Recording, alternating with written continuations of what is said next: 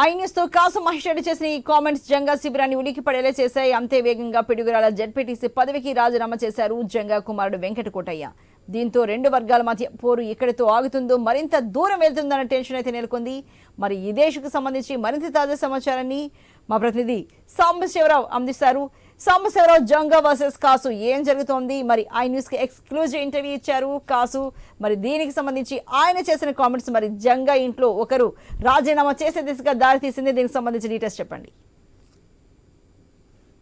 రాజకీయాలు అంటే చాలా హాట్ గా ఉంటాయని చెప్పుకోవచ్చు. అట్లాంటిది ఆ గురజాల్లో ఎన్నికలు అంటే ప్రారంభం కాకముందే అక్కడ రాజకీయాలు వైసీపీలో మాత్రం హాట్ గానే కొనసాగుతా ఉన్నాయి. ముఖ్యంగా జంగా వర్సెస్ అదే విధంగా కాసు మహేష్ రెడ్డి, ఇటు జంగా ఎమ్మెల్సీ అదే విధంగా కాసు మహేష్ రెడ్డి ఎమ్మెల్యే, గురజాల ఎమ్మెల్యేగా ఉన్నారు. అయితే గత కొద్ది రోజులుగా చూస్తున్నటువంటి పరిణామాలన్నీ కూడా మనం ప్రత్యక్షంగా చూస్తా ఉన్నాం. ఆ గురజాల్లో పరిస్థితులు ఎట్లా ఉన్నాయో మనం ప్రత్యక్షంగా చూస్తూనే ఉన్నాం. ఆ రాజకీయాలని ఎప్పటికప్పుడు కూడా విశ్లేషణ ఇస్తూనే ఉన్నాం. ఈ రోజు కాసు మహేష్ రెడ్డి ఐన్యూస్ తో మాట్లాడడం జరిగింది. ఐన్యూస్ తో మాట్లాడుతూ కూడా ఇక్కడ పార్లమెంట్ పరిధిలో ఉన్నటువంటి ఎక్కడ ఏదైతే గురజాల పల్నాడు ప్రాంతంలో పార్లమెంట్ లో పరిధిలో ఉన్నటువంటి ఎంతో మంది ఎమ్మెల్యేలు ఉన్నారు, ఎంపీలు ఉన్నారు. కానీ వాళ్ళ కుటుంబంలో పార్టీ కోసం కష్టపడే వాళ్ళు కూడా ఉన్నారు. కానీ వాళ్ళ ఇంట్లో ఎవరికి పదవులు లేవు. ఒక జంగా కృష్ణమూర్తి ఇంట్లోనే 3 పదవులు ఉన్నాయని చెప్పేసి కూడా కాసు మహేష్ రెడ్డి కొద్దిసేపటి క్రితమే ఐన్యూస్ తో కూడా మాట్లాడడం జరిగింది. అయితే ఇది మాత్రం కాక పుట్టిస్తుందని చెప్పాలి. ఎప్పుడైతే ఐన్యూస్ తో మాట్లాడారో వెంటనే జంగా కృష్ణమూర్తి కుమారుడు జెడ్పీటీసీ వెంకట మన జెడ్పీటీసీ కుమారుడు అతను వెంటనే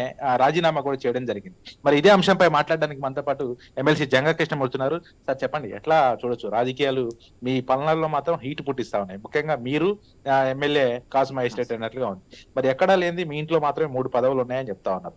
మీకే పార్టీ ఎక్కువ ప్రాధాన్యత ఇస్తుందని చెప్తున్నారు. మీరేం మాట్లాడతారు? ఎందుకంటే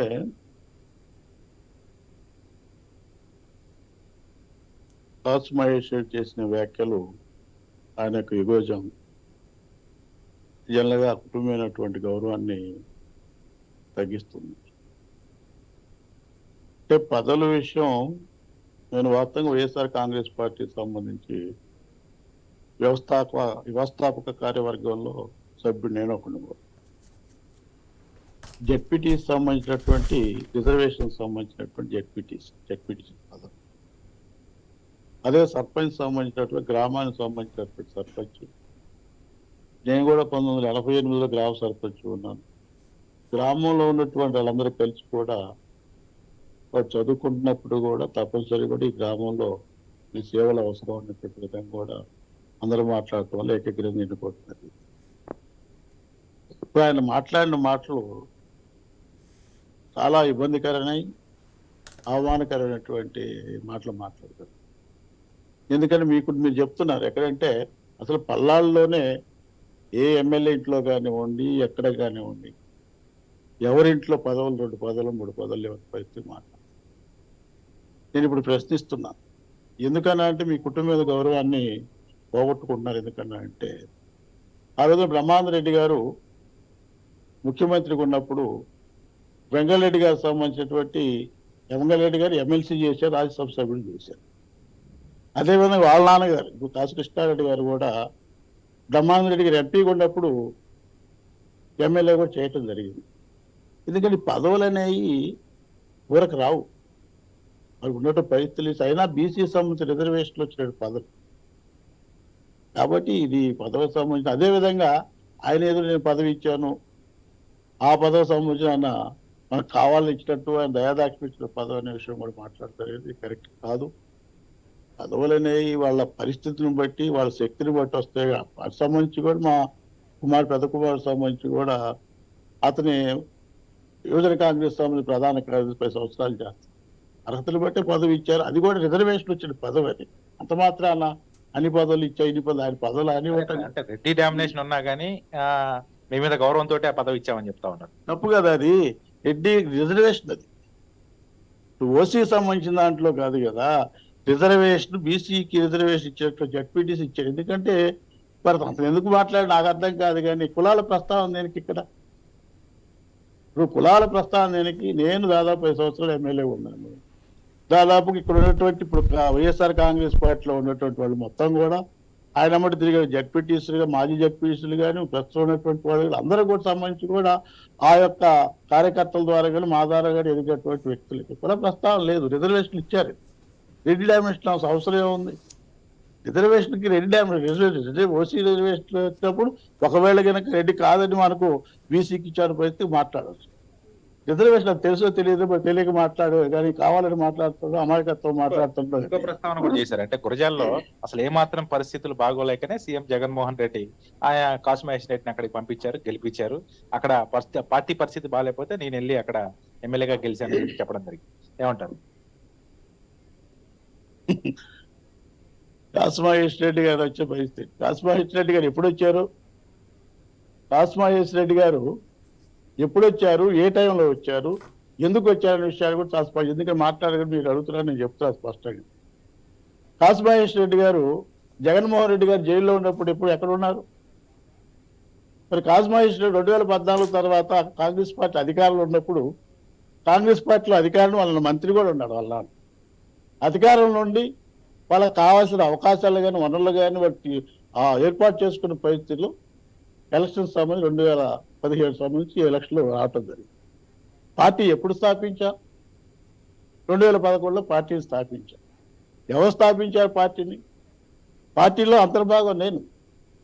పార్టీ స్థాపన వ్యవస్థాపన సంబంధించిన కమిటీ మెంబర్లో ఒకటి నేను కూడా. ఆ రోజున ఎక్కడ పోయారు వీళ్ళంతా? ఆయన జైలు ఉన్నప్పుడు చేసే పరిస్థితి. ఎందుకు వచ్చారు మీరు? దాదాపుగా కాంగ్రెస్ పార్టీ అధికారులు ఉన్న అధికారంలో ఉండి సంపాదించుకొని మరలా వైఎస్ఆర్ కాంగ్రెస్ పార్టీ అధికారం వస్తున్న ఉద్దేశంతో వచ్చారు కానీ ఏమాత్రం పోరాటం చేయలేదన్న మీకు తెలుసు.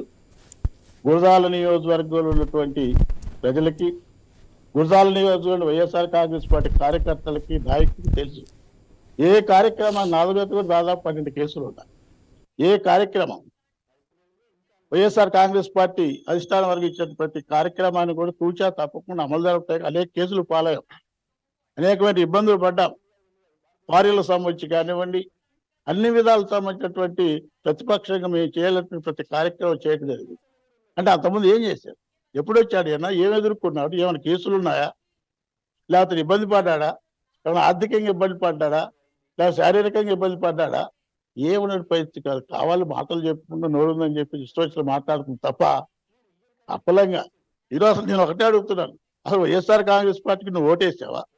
ఎప్పుడు వేసావు ఓటు? 2019 సంవత్సరం కూడా ఓటు కూడా వేయడానికి కూడా నర్సరావుపేట కూడా వెళ్ళలేదు కదా. వైఎస్ఆర్ పార్టీకి నువ్వు ఓటు వేసే దాఖలాలు లేవు. పార్టీ పెట్టక ముందు నుంచి కూడా మేము కష్టపడ్డాం. మీరు ఇప్పుడు పార్టీ కోసం కష్టపడ్డానని మీరు చెప్తా ఉన్నారు. నేను అధిష్టానం మిమ్మల్ని రమ్మని పిలిచారు. మరి అధిష్టానం నుంచి ఏమైనా హామీ వచ్చిందా? లేకపోతే ఇప్పుడు మీరు బీసీ నాయకుడిగా కూడా ఈ 3 జిల్లాల్లో ఒక్కరికి లేదు, 3 జిల్లాల్లో ఎవరికన్నా ఇస్తే నేను తప్పుకుంటాను, లేకపోతే ఖచ్చితంగా నాకు టికెట్ ఇవ్వాలని మీరు చెప్తున్నట్లుగా నాకు ఉన్నటువంటి సమాచారం.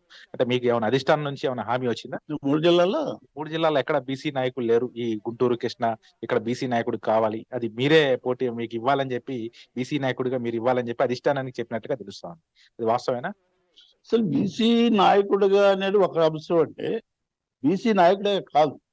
ఎందుకంటే దాదాపుగా నాకు రాజకీయ సంబంధించినటువంటి వాళ్ళు ఎమ్మెల్యే చేశాను, అనేక ఇబ్బందులు పడ్డాం, పార్టీ పెట్టిన కానీ పార్టీకి అనుగుణంగా ఉన్నాం.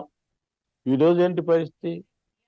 ఆయన మాట్లాడుతూ ఏదో జడ్పీటీకి సంబంధించి ఆయన ఇచ్చారనే విధంగా, నేను టికెట్ ఇచ్చారనే విధంగా మాట్లాడుతున్నాను. మరి ఇవాళ ఎమ్మెల్యే ఎవరు ఇచ్చారు? ఎమ్మెల్యే ఎవరు త్యాగం చేశారు? జగన్మోహన్ రెడ్డి గారు ఒక మాట, జగన్మోహన్ రెడ్డి గారు అన్న నేను ముఖ్యమంత్రి కావాలని, నీకు ఎమ్మెల్యే కావాలని ఒక మాట అంటే, మీరు ముఖ్యమంత్రి కాటే నాకు కావాల్సింది అని విధంగా కూడా నా యొక్క పదవిని కూడా తృప్రాయంగా వదిలే, నా పదవిని త్యాగం చేశాను. అంతేగాని ఏదో మాటలు చెప్పడం కోసం, ఏదో మనుషులు మెప్పించడం కోసం మాట్లాడడం కరెక్ట్ కాదు. పదవులు అంటున్నారు, మరి వాళ్ళ ఇంట్లో తీసుకున్నారు. మీ ఇంట్లోనే ఎంపీలు చేశారు, ఎమ్మెల్యేలు చేశారు, జడ్పీ చైర్మన్లు చేశారు, తర్వాత మంత్రులు చేశారు, ముఖ్యమంత్రులు చేశారు. మరి మీ ఇంట్లో ఎందుకు తీసుకున్నారు పదవులు? పదవి అనేది ఏదో సామెతగా ఉంది, గురిగింజకి తన వెనక నలుపెరగలే విధంగా కూడా ఆ విధంగా గురిగింజ సామెతలాగా ఇతర మాటలు ఉన్నాయి. ఈ పట్టించుకోవాల్సిన అవసరం లేదు. ప్రజలు ఆలోచిస్తారు, ప్రజలకు తెలుసు. ఆయన చెప్తున్నది ఒకటే మాట, ఇప్పటికి సర్వేలన్నీ కూడా ఆయనకే అనుకూలంగా ఉన్నాయి. ప్రస్తుతం అయితే 2024లో నేనే పోటీ చేయబోతా ఉన్నాను. ప్రస్తుతం సీఎం జగన్మోహన్ రెడ్డి నాకే టికెట్ ఇవ్వబోతా ఉన్నారు, ఖచ్చితంగా నేనే పోటీ చేస్తానని చెప్తా ఉన్నాను. మీరేమో మొన్న ఒక సభలో 2024లో నేను పోటీ చేయబోతున్నానని ఇక్కడ నుంచి చెప్తున్నాను. ఎట్లా చూడొచ్చు? ఇప్పుడు ఆయన పోటీ చేసినా, నేను పోటీ చేసిన అధిష్టానం వరకు నిర్ణయం చేయాలా? అధిష్టానం నిర్ణయం చేయండి. నేను అడుగుతున్నాను, తప్పనిసరి నాకు ఇవ్వమని పరిస్థితి నేను అడుగుతున్నా, నేను అర్హుడిని కూడా చెప్తున్నాను. నేను బీసీ సామాజిక వర్గానికి సంబంధించి కానివ్వండి, పార్టీ యొక్క ఆశయాలు. ఎందుకంటే ఈ రోజున బీసీ సామాజిక న్యాయాన్ని గురించి మాట్లాడుతుంది వైఎస్ఆర్ కాంగ్రెస్ పార్టీకి సంబంధించి. జగన్మోహన్ రెడ్డి దానికి కట్టుబడి ఉన్నాడు. అనేక విధంగా కూడా సామాజిక న్యాయానికి సంబంధించిన బస్ యాత్ర జరుపుకునే పరిస్థితుల్లో బీసీగా నాకు ఇస్తారని ఒక ఆశ ఉంది. ఆ ఆశతో నేను మాట్లాడుతున్నాను. నిర్ణయం అనేది కూడా జగన్మోహన్ రెడ్డి గారు చేయాలి. మీకు అధిష్టానం నుంచి పిలుపు వచ్చిందని విన్నాను, ఏమన్నా స్పష్టత వచ్చిందా మీకు? లేదు, ఇప్పుడు స్పష్టత ఏముంది, ప్రకటిస్తే కదా రావాలి. ఇంకా డిస్కషన్ తెలిసి ఏమన్నా ఈ సీటు కోసం హామీ ఇవ్వటం గానీ ఏమన్నా కొంచెం ఆలోచించండి అంటే ఇంకా మాట్లాడిన పరిస్థితి ఉంది. అడిగాను, ఇంతకుముందు కూడా చెప్పారు అధిష్టాన వర్గానికి. నేను కూడా నిలబడాలని ఆలోచన ఉంది, ఆలోచించండి అనే విధంగా అధిష్టానంతో చెప్పడం జరిగింది. నాకు ఇస్తారన్నటువంటి ఒక ఆలోచన కానీ ఇస్తారని నమ్మకం కానీ నాకుంది. ఫైల్ కావాలి కదా. ఇక్కడ 2 పాయింట్లు స్పష్టంగా చెప్పండి. ఒకవేళ సీట్ ఇస్తే ఏంటి పరిస్థితి, ఇవ్వకపోతే ఏంటి పరిస్థితి? ఇస్తే ఏంటి పరిస్థితి, ఈ పరిస్థితి ఉందని పార్టీ పరంగా జగన్మోహన్ రెడ్డి నిర్ణయం చేయాలి కదా. ఒకవేళ గురజాలలో మీకు సీటు ప్రకటించకపోతే సీఎం జగన్మోహన్ రెడ్డి కోసం పార్టీ కోసం పనిచేస్తారా, లేకపోతే ఏదైనా నిర్ణయం తీసుకుంటారా? ఏదైనా ఇప్పుడు ఎందుకంటే ఈ రోజు వార్త కూడా నేను ఆ రోజు ఆయన కోసం సీటు జగన్మోహన్ రెడ్డి గారు ముఖ్యమంత్రి కావాలనేది ఉద్దేశం.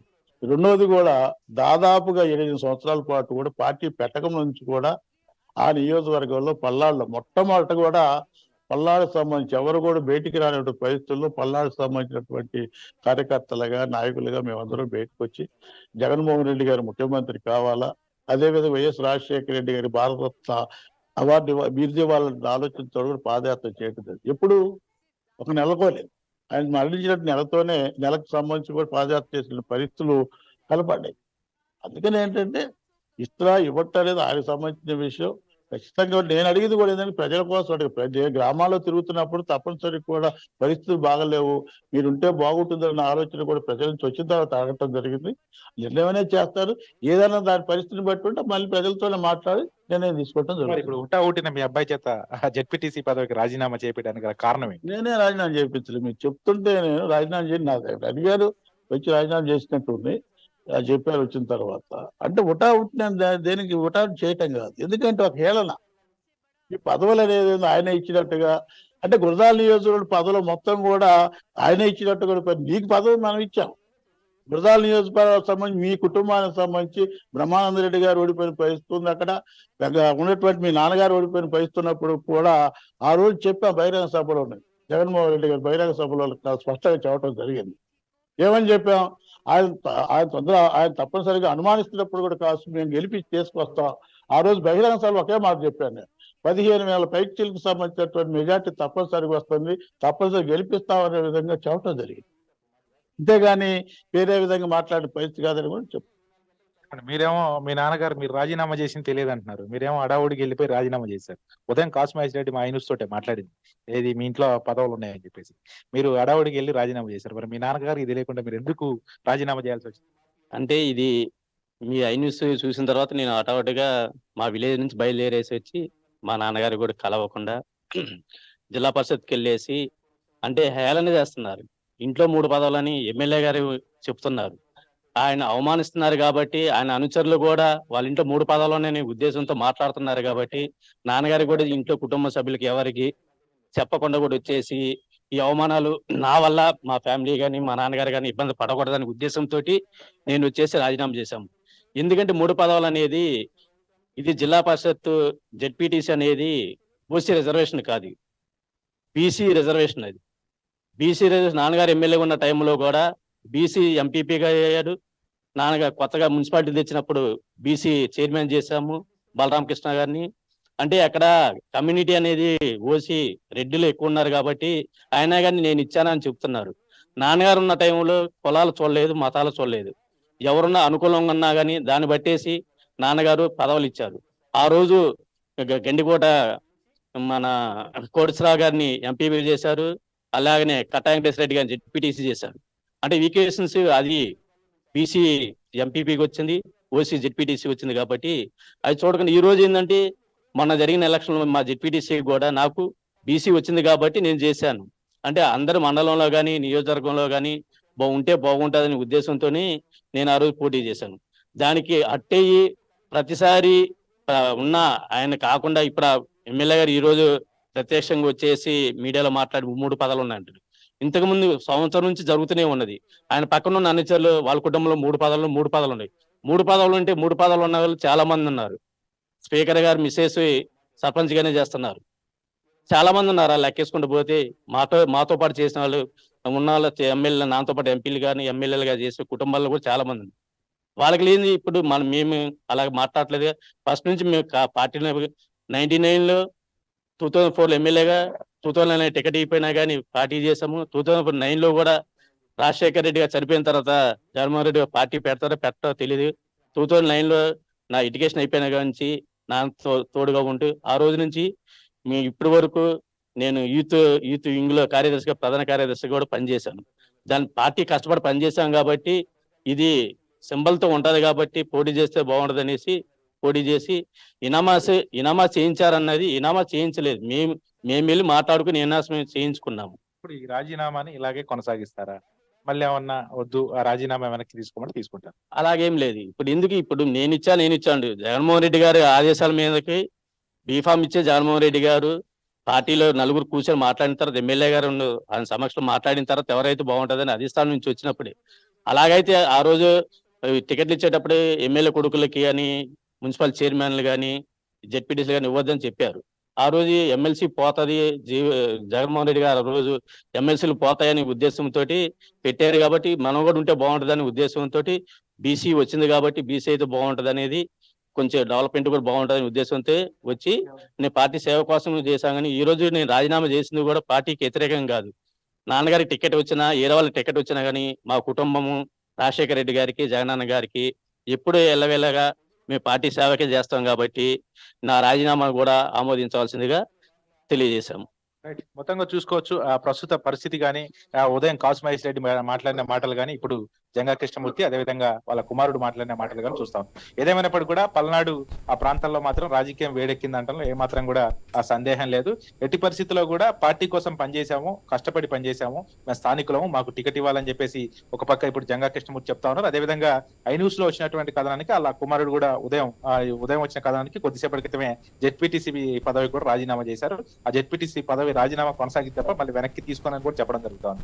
మరి ఈ రెండు పరిస్థితులు చూస్తే మాత్రం అక్కడ ఇంకా రాజకీయం వేడెక్కుతుంది తప్పితే ఏమాత్రం కూడా చల్లారటం లేదు అంటంలో ఏమాత్రం కూడా సందేహం లేదు. మరి ఇది ఎక్కడ దాకా మీరు అన్నట్టుగా కాసు మహేష్ రెడ్డి చేసిన ఐ న్యూస్ తో ఆయన స్పెషల్ ఎక్స్క్లూజివ్ ఇంటర్వ్యూ ఇచ్చారు. దానిలో మాట్లాడారు. జంగా కృష్ణమూర్తి ఇంట్లో ఎక్కడ లేని విధంగా 3 పదవులు ఉన్నాయంటూ ఆయన వ్యాఖ్యానించడం జరిగింది ఐ న్యూస్ తో.